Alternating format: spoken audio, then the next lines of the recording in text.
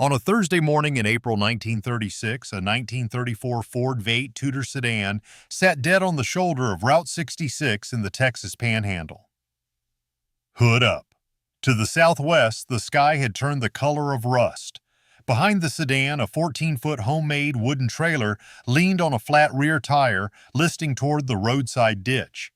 Harold Denton, now 48 years old and still wearing the same coat he'd worn leaving Tulsa, didn't look at it.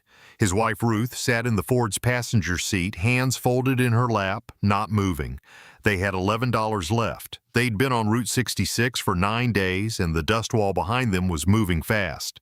This is the story of how Harold Denton, his wife, and their son came to be standing on the shoulder of Route 66 with a flat tire and a coming storm. It starts the year the bank came for everything. Harold Denton had run the same hardware store on South Boston Avenue in Tulsa, Oklahoma since 1921. By the late 20s, it was doing well. Not rich man well, but solid.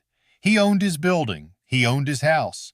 Then 1930 came and 1931, and the customers stopped coming in anything but ones and twos. By 1932, Harold was cutting prices on stock he knew he'd never replace. Credit from his suppliers dried up like a summer creek. The bank had been patient until it wasn't.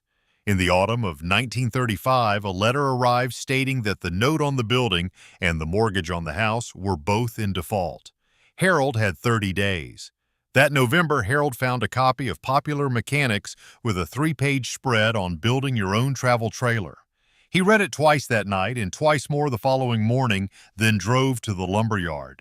He built it in the backyard over 3 months, working nights and weekends using scrap pine framing, reclaimed tongue and groove planking, and a pair of axles pulled from a junked farm wagon.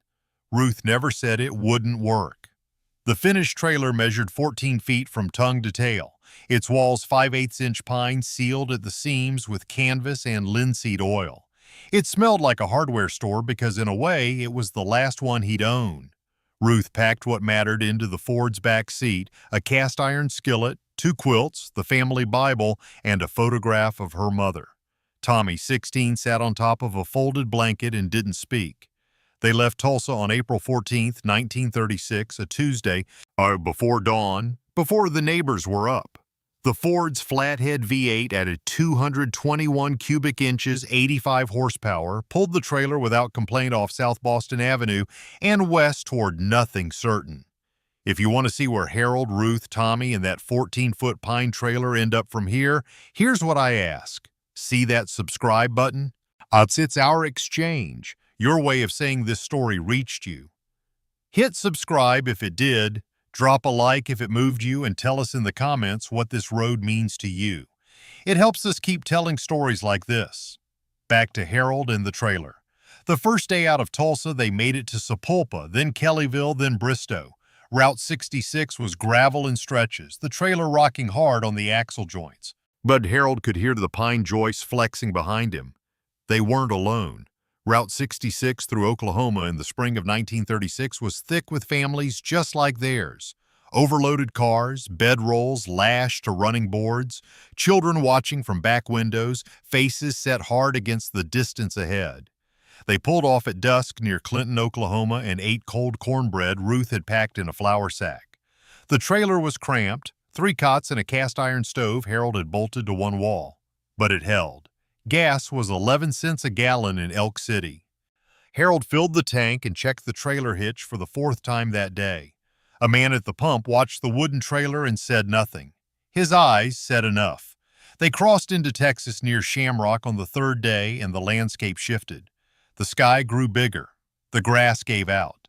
What remained was red clay hardpan and wind that came from everywhere at once. Near Amarillo, they passed a family whose car had died on the roadside. 5 children sitting on a blanket, the father with his head inside the engine bay. And Harold stopped to help. He couldn't fix it. That night, camped outside Amarillo with 6 other families, Tommy asked Harold how much farther California was. Harold looked at the map, folded until the creases had worn through in 3 places. 2 weeks, maybe. On the morning of April 23rd, 8 miles east of Vega, Texas, Harold heard it, a low, rapid thudding from the trailer's right rear. He eased the Ford to the shoulder and killed the engine. The tire had gone flat. While Harold unpacked the spare from the trailer's floor hatch, Ruth pointed southwest. The horizon had turned brown, the brown had turned black, and the black was moving toward them at the speed of something that didn't stop. Harold worked the lug wrench with both hands, the iron warm from the morning sun. Tommy held the spare. The dust wall was now close enough to smell, like scorched iron and old pennies. He got the spare on with 4 minutes to spare. They climbed into the trailer, pulled the wooden door shut, and Harold wedged a boot against the bottom. The storm hit like a wall falling over. Inside, it was immediate darkness. Dust found every seam, the canvas strips Harold had spent 3 weeks sealing, the joinery he'd sweated over in the backyard in December. Ruth pressed a wet cloth against Tommy's mouth. They sat in silence. The walls breathed. Harold could feel the wind against the pine planking, a low moan in the joints, then a flex, then nothing. And the trailer held. It was built for exactly this, even if Harold hadn't known it. The storm lasted 90 minutes. When it passed, the road had vanished under red dust 6 inches deep. The Ford sat still on the shoulder, the trailer behind it both the same color as the ground. Harold stepped out first. He walked around the trailer, pressing each corner joint with his thumb, checking the axle, the hitch pin, the wheel lug nuts. Then he leaned against the rear wall for a long moment, eyes closed. They drove through Vega and Adrian in silence, crossed the New Mexico state line as the sun went low, the Ford's tires crunching through crusted red dust. Nobody spoke. The trailer followed without complaint. New Mexico hit them like something unexpected. Mesa country, wide sky, the highway a gray thread between sandstone formations that had no memory of the Depression. Ruth rolled down her window for the first time in 3 days. Just in Gallup, they stopped 2 days. Harold found a crack in one of the trailer's rear corner posts, not structural but worrying. He spliced it with a piece of pine batten from a roadside store, 3 cents of wood. That evening, Ruth made rice on the trailer stove, the windows fogged with steam. She hadn't mentioned Tulsa since they left. She didn't mention it now, but she kept the photograph of her mother face up on the shelf. They crossed into Arizona on the 12th day. Shown the road dropped south through painted desert country, the trailer swaying on the curves, Harold riding the brake. The temperature climbed past 90 and the Ford's radiator began running warm. Outside Flagstaff, the temperature gauge kissed the red and Harold pulled over hard. He let the engine cool for 2 hours, the trailer standing behind the Ford in pine-scented mountain air, nobody asking when they'd leave. West of Flagstaff, the road dropped dramatically, and Harold shifted the Ford into second gear and kept it there for 20 miles. Added the engine straining against the weight of the trailer down the long grade toward the Mojave. They reached the California border at Needles on a Sunday. An agricultural inspector walked around the trailer and asked where they were headed. Harold said Fresno, maybe. The man wrote something on a form and waved them through. The Mojave at the end of April was cool enough in the mornings. The asphalt smooth in a way Route 66 hadn't been since Oklahoma. Tommy watched the Joshua trees go by without saying what he was thinking. From Barstow, they turned north on Highway 99 toward the San Joaquin Valley. Cotton fields, orange groves, air thick with irrigation and diesel. This was the California the broadsheets had promised. Not to them, it turned out.